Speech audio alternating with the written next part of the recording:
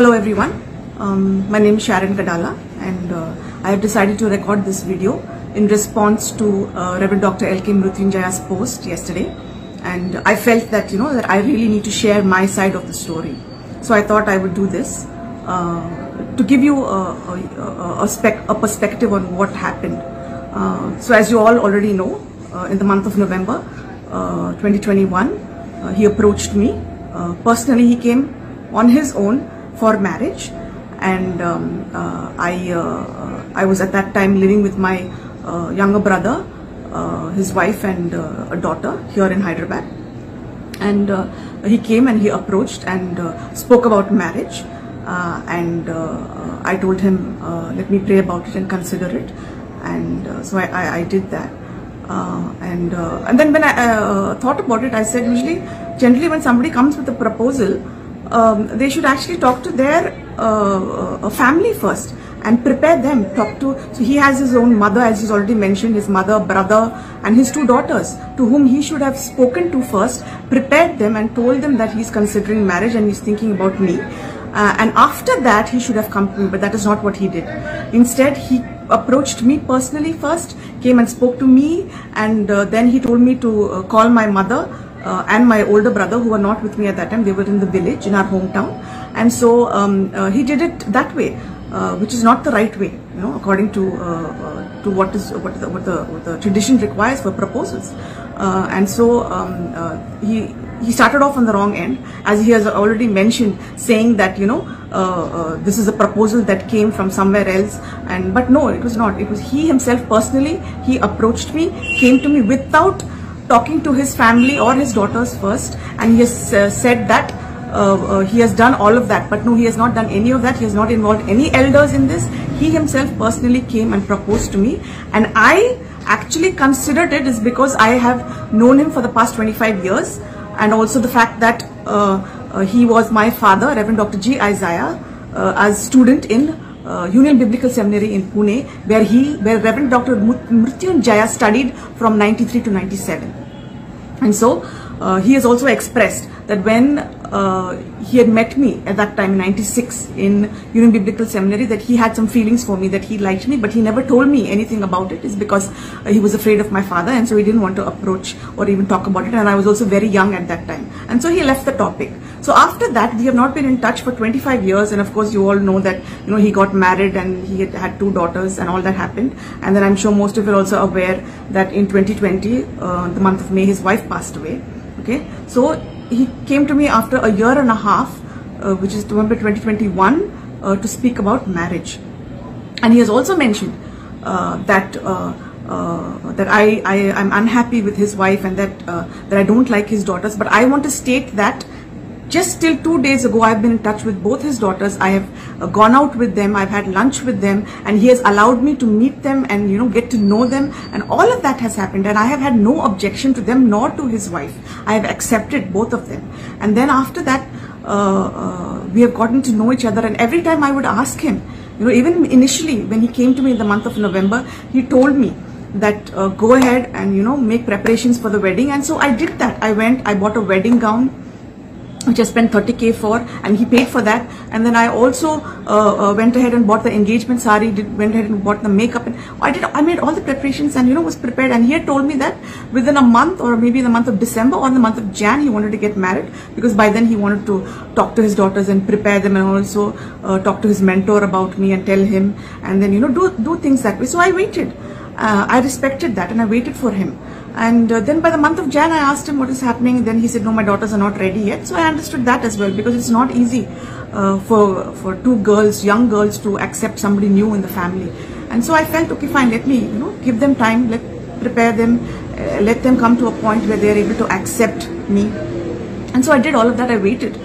And then it continued the month of Jan, then month of Feb went away, month of March, and then month of April, and month of May as well. And I kept asking him, and he said, no, I still have to talk to my mother, my brother, my daughters are still not ready. And he kept saying all of that. So I said, fine, okay. And I kept giving him time. And in the meantime, while all this was going on, we still kept in touch. We would talk every day. Once in a while, we would talk on the phone, and we would do all of that and continuing the relationship, getting to know each other, figuring out each other's personalities and trying to see how we fit, and how we fit into ministry and different things like that, aspects. All of that, were being worked on a daily process. And I also went and met his daughters, went to his house. I used to have lunch there, and then I also took his daughters out. We went for like lunch to a mall, and we hung out there, and we had a lot of fun, and we did so many things. And so it was not like as though I'm against his daughters and I don't like the fact that he's married and that he has daughters. No, I fully accepted it, and I knew it, and I considered all of that when he came to me with a proposal, and I accepted all of that.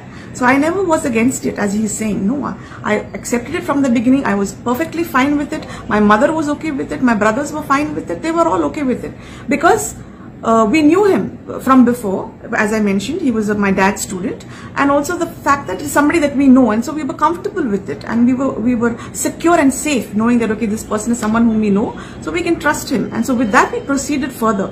Okay, this is what I want to make clear. Okay, fine. All of that happened. We were still in touch, going on, and then 2022, in the month of November, my mother passed away. Okay, and that kind of put a halt to everything.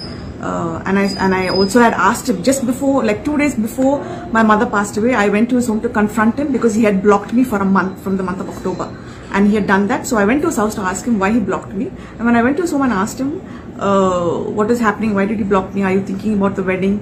Then he told me, he said, no, I'm thinking about the wedding. Maybe in the month of November or December, we will have the wedding. So I said, okay, fine. Okay, I understand. Then within the next 2 days, my mother passed away. So I was very busy with all of that. Went to my village for the funeral, and I was really, going through grief and all of that, and just, focused on that, and I didn't, think much about it. Then when I came back to Hyderabad, I asked for a meeting with him, and he also said that we will meet. So I went to meet him at a hotel, and at the hotel while we met, he said that he started slowly showing some kind of doubt, saying that I'm not so sure, let's just wait. And then he also said just because there is a delay doesn't mean that God will write us off, and that we should still consider each other, and all of those things. So I continue to have hope, I continue to believe that this man is actually going to go forward with this. And so we continued, we kept in touch, we did all that was needed in a relationship, continued to do that. And in the meantime, I was also in touch with both of his daughters through WhatsApp and Telegram. I used to chat with them on a regular basis, and spend time with them, talk to them, go to his house, and have all these things to continue to go on, and everything was normal, it was fine. And so then this continued, till 2023, whole of 23. Then again September, I raised the topic of marriage with the hope that is what is his intention. But then when I would raise the topic of marriage, he would just block me. Suddenly he would say, don't dig into the past, don't talk about the past, and let's not go back into that. Marriage is not in my mind, I'm not thinking about it right now. And I was thinking that if that is the case, if you're not thinking about marriage, then why do you want to continue to keep in touch with me and give me hope? Why do you want to continue to allow me to be in your life? Because that is with the intention that I am relating to you, because of the hope that you gave me when you first came and offered marriage. So with that hope I have continued, and you have also given me that hope, and continue to keep in touch with me, and continue to allow me to interact with you on a daily basis, interact with your daughters as well. You never stopped any of that. And so I continue to believe that you are okay with the marriage. And suddenly when I ask you about marriage, you block me and you say marriage is not in my mind. And I have also approached your mentor, and I've asked, I have approached your brother and different people and asked them about what is happening, and there was no response from them. I was just thinking, what is this? And as he mentioned, saying that elders were involved. Elders were never involved in this from the beginning. And every time I would say, let's involve elders in this, he would threaten me and say, if there is going to be a face-to-face meeting, then it should be done in court. And that's it. And he would stop me. And I would be like, as believers, why should we take this matter into court? This is a personal matter. We should discuss it personally. And so I would stop, and I would not say anything, continue. Then I would go back to him, reconcile, and he would continue to talk to me and say, okay, let's be friends, let's continue to talk. And he would continue to give me hopes that went on 24 to 2024, whole of 2024, 2020 till September. Again there was a break, October, November, again nothing. He blocks me and again doesn't talk to me, and this repeated blocking every time I raise the topic of marriage was very frustrating for me, and I didn't know how to do. I felt very helpless, and I thought to myself, like, what do I do with this? And I went to different people asking them to help me and kind of find out what is happening. Did different did research, went to people that know him and me. We had common friends, and I approached different people, not knowing what to do because I was confused.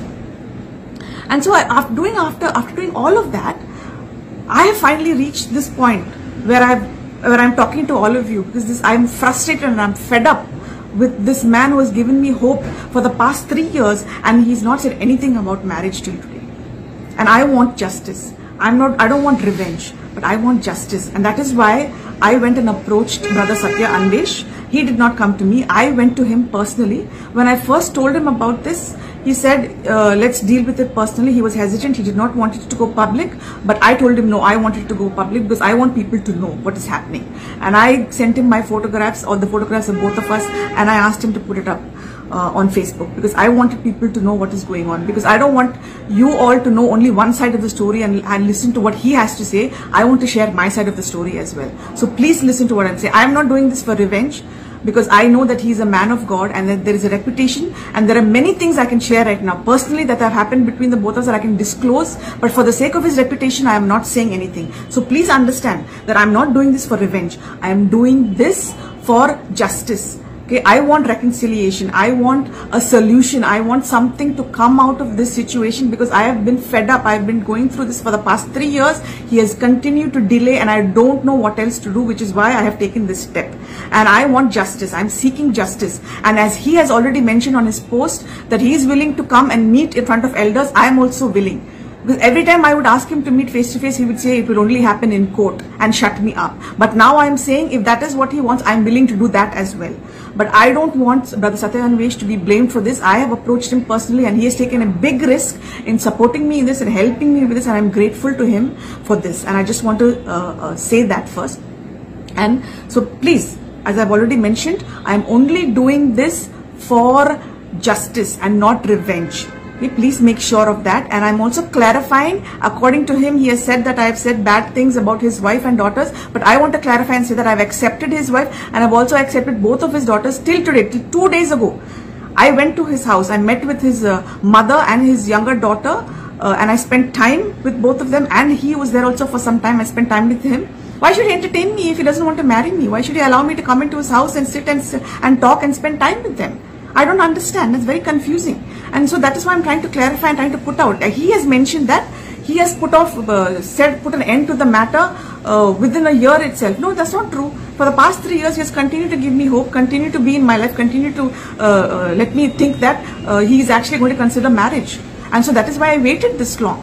And when I found out and realized that he's not even doing anything about it, I have decided to take this step and come forward and speak to all of you. So please listen to what I have to say right now. Consider all my statements and know that it is not true. Till today, I have been in touch with his daughters. I have related to them. I have been with them as a friend, and I've shown a lot of concern for them. I have gone out of my way to help them in whatever way they needed help, and I have done all of that with them. And he has never stopped me from doing that, which is why it's very confusing. If he is not interested in me, why should he continue to allow me to be in his life, is what I am asking right now. And I need clarification for that confusion. So please understand that I'm not doing this for revenge. I am doing this for justice. Thank you very much.